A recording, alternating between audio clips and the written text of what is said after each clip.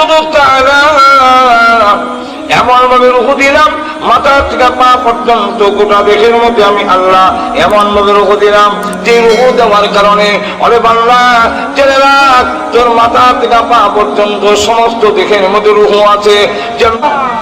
আমাদের প্রত্যেকের ছবি আছে। আল্লাহ রাব্বুল আলামিন বলেন ফেরেশতারা ওইটা দেখে দেখে বানিয়ে নাও। নাপাক পানির মধ্যে 40 দিন পর্যন্ত ফেরেশতারা মেহনত করার পরে এক চিল্লা তখন তার সুরত পরিবর্তন হয়ে গেল।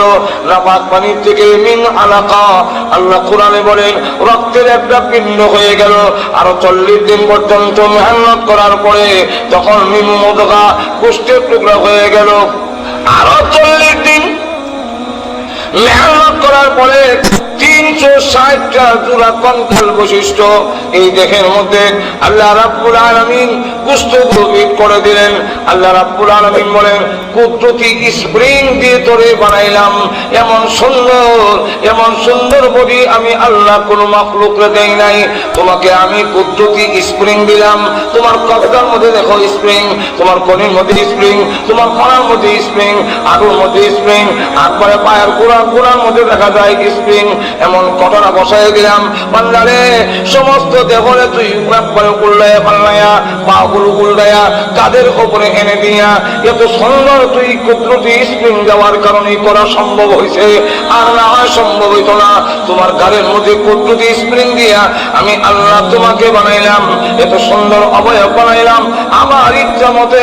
আল্লাহ রাব্বুল আলামিন কোরআনে বলেন আল্লাযী খালাকা ফাসাওয়া, আমি আল্লাহ ওয়াল্লাযী কাদ্দারা ফাহাদা, আমি আল্লাহ তোরে বানাইলাম। আবার দেখ অঙ্গ প্রত্যঙ্গ সমান সমান দিলাম। খালাকা ফাসাওয়া, হাত দুইটা এক সমান, পা দুইটা এক সমান, চোখ দুইটা এক সমান বরাবর। যদি এটা না করতাম, কান দুইটা এক বরাবর, তা যদি না করতাম বাংলারে একটা হাত যদি হইতো এক হাত, আর একটা হইলো 1.5 হাত, একটা পা হলো 3 হাত, আর একটা হলে দেখা যায় 2 হাত। এমন বেশ কম হইলে তোর কেমনে চলাফেরা করতি? কান্দ পার লয়ে যাও যে তুমি একটু ধরে কম 100 তুমি একদম বলে আর কাটিয়ে দিতাম তুতার নিচে, তাহলে কেমন হইতো? আল্লাহ রাব্বুল আলামিন বলেন খালাকা ফাসাওয়া ওয়াল্লাযী কাদ্দারা ফাহাদা, আবার কুদরতি স্প্রিং দিয়া এত সুন্দর বডি আমি দিলাম নারী পুরুষেরা রে। এই বডি পাইয়া তোমরা যখন আমি আল্লাহর নাফরমানি করো, এর চাইতে আশ্চর্যের আর কিছুই হতে পারে না। বলেন ঠিক না?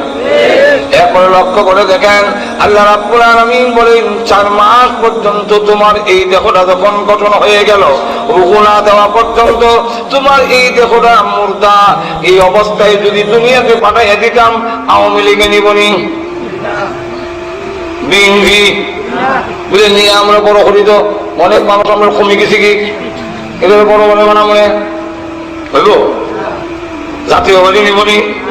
আমার আব্বা রাখবে না, মা রাখবে না, অর্থাৎ আমার কোনো দাম নাই। আমি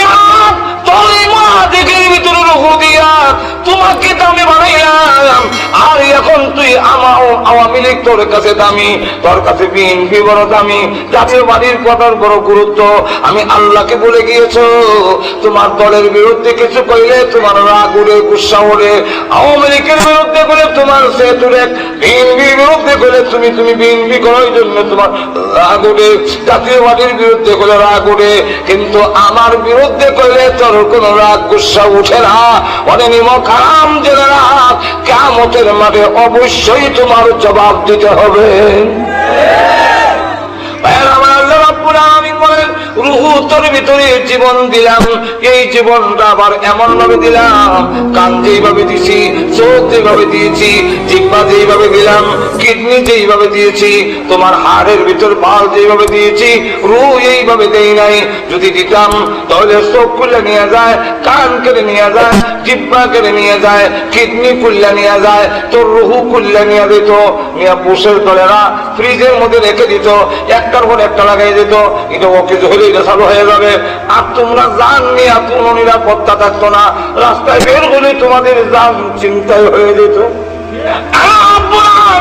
শুধু তাই না, এমন ভাবে রুহু দিলাম মাথা থেকে পা পর্যন্ত গোটা দেহের মধ্যে আমি আল্লাহ এমন ভাবে রুহু দিলাম যে রুহু দেওয়ার কারণে অরে বান্দা জেনে রাখ তোর মাথা থেকে পা পর্যন্ত সমস্ত দেহের মধ্যে রুহু আছে। যেমনি ভাবে তোমার দেহের মধ্যে রুহু আছে ঠিক তেমনি ভাবে আরশে আজিম থেকে পৃথিবীর সমস্ত মাখলুকের মধ্যে আমি আছি। কোন রাস্তায় তোমাকে বলে আল্লাহ দেখা যায় না, ধরা যায় না, ছোঁয়া যায় না, স্পর্শ করা যায় না, এই জন্য আল্লাহ মানি না। তার ডাক বাংলা জবাব দেওয়ার জন্য মুহাদ্দিস হওয়া লাগবে না, মুফাসসির হওয়া লাগবে না, তুমি বড় কিছু হইতে হবে না। তোমার ভিতরে রুহু দিয়া যাতে জবাব দিতে পারো এর জন্য রুহু সেট করে দিলাম। দেখা যায় না, ধরা যায় না, ছোঁয়া যায় না। এক নাস্তিক শিক্ষক ছাত্রদের পড়ায় মোল্লাদের কথাই মানিস না, আল্লাহ বলতে কিছু নাই। আল্লাহ যদি থাকতো তাহলে আমরা ধরতে পাইতাম, স্পর্শ করতে পারতাম, দেখতাম, দেখিও না, ধরতাম পারি না, স্পর্শ করতে পারি না, তাহলে আল্লাহ কেমনে মানবি? এমনি এক ছেলে দাঁড়ায় কয়, স্যার আপনি যে জানান মুর্দা। আমি মনে করছিলাম তুই তো ক্লাসের মধ্যে বুঝি বলা, এখন তো বোঝা যায় তোর মাথার গোবর ছাড়া কিছু নাই। তুই দেখোস না আমি যে মাতি কোথায় আপনার রু আছে বলে, হ্যাঁ বসে আছে, দেখছেন না, ধরছেন না, স্পর্শ করতে পারছেন বলে না, তো দেখলেন না, ধরতে পারলেন না, স্পর্শ করতে পারলেন না, আমরাও দেখলাম না, একটু টেবিলে রাখেন না, এরপর দেখে বিশ্বাস করেন। দেখাও যদি জানে না আপনি মানেন আমার আল্লাহ দেখানো যায় না, ধরা যায় না, স্পর্শ করা যায় না, কিন্তু এর হলো আল্লাহকে বিশ্বাস করতে হয়। আসসালামু আলাইকুম রহমতুল্লাহ। প্রিয় ভাই ও বোনেরা, ভিডিওটি যদি ভালো লেগে থাকে তাহলে লাইক, কমেন্ট এবং সাবস্ক্রাইব করবেন।